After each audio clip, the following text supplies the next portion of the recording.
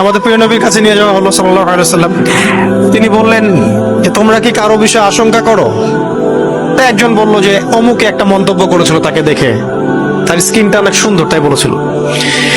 ওই সাহাবীকে ডেকে আনা হলো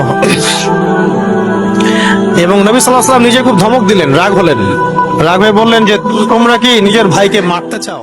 সাহাবী বলছেন না বাবা, আমি তো হত্যা করতে চাই, কোথায় হত্যা করতে চাইলাম, আমি তো খালি বললাম যে উনার গায়ের রংটা অনেক সুন্দর। নবী সাল্লাল্লাহু আলাইহি ওয়াসাল্লাম বললেন যখন কোনো কিছু দেখে তোমাদের ভালো লাগবে তখন মাশা আল্লাহ কেন বলো না, বা সুবহানাল্লাহ কেন বলো না? তো আপনারা মাশা আল্লাহ এবং সুবহানাল্লাহ সংস্কৃতিতে অভ্যস্ত না সেলফিতে অভ্যস্ত? চোখ লাগলে কি হয়, আপনার মানসিক অশান্তি হতে পারে, ঘুম হবে না, অস্থির হয়ে থাকবেন, অস্থিরতা রোগে ভুগবেন, উল্টা পাল্টা স্বপ্ন দেখবেন, চোখ লাগলে, বদনজর লাগলে, জাদু করলে এরকম হয়, অস্থির। ডাক্তার রোগ ধরতে পারবে না কি হয়েছে, টেস্ট দিবে, 10টা টেস্ট করবেন, কোনো রোগ নাই, কিন্তু রোগ